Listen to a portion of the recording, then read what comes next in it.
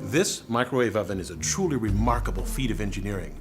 The rapid heating that makes microwaves popular is made possible by power provided from this vacuum tube. Now, if you picture a vacuum tube at all, it's likely in a radio like this. Inevitably, tiny transistors and microchips replace clunky vacuum tubes, but it's too soon to relegate them to the museum. Microchips can't easily replace tubes for producing power, for example, in heating food. Now, a microwave contains three main components. A vacuum tube called a magnetron. It generates the energy that heats food. A waveguide hidden in the wall to direct that energy to the food, and a chamber to hold the food and safely contain the microwave radiation.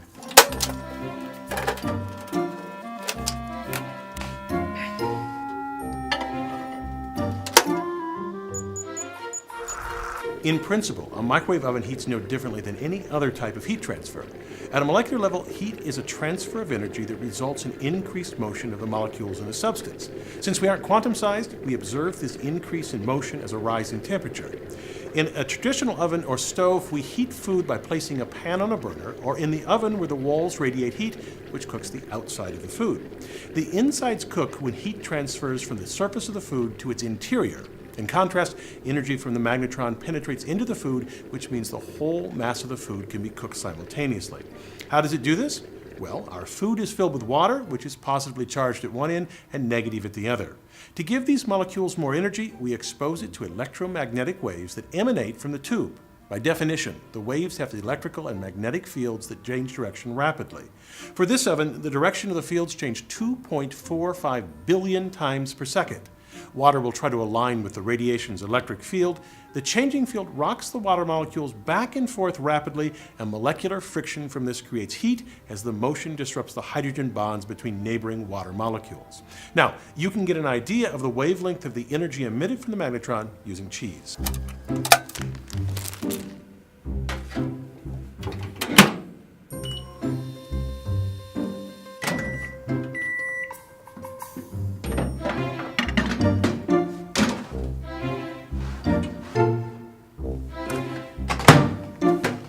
Now, you can see on here sections where the cheese is completely melted and other sections where it's completely unheated. The oven's metal walls only reflect waves of a length that fits inside the oven. This standing wave causes hot and cold spots inside the oven.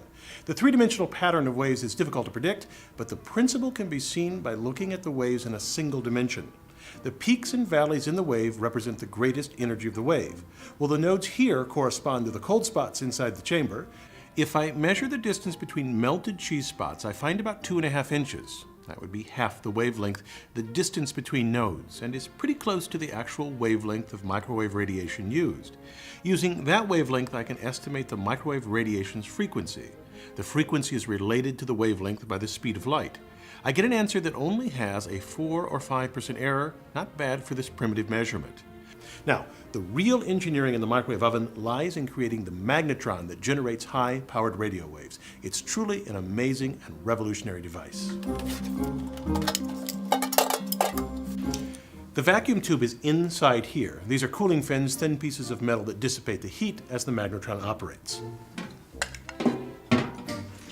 The key parts are these two magnets and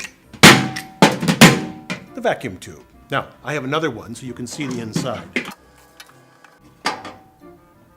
You apply a large voltage across both the inner filament and the circular copper outside. This voltage boils electrons off the center filament and they fly toward the circular copper section.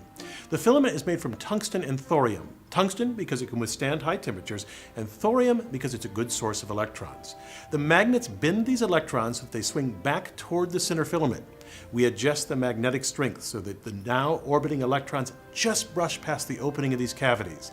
Like blowing over a half-filled pop bottle to make it whistle, this creates an oscillating wave, the microwave radiation that heats food. It's simply astonishing that these cavities can be made with high precision, low cost, and incredibly high reliability.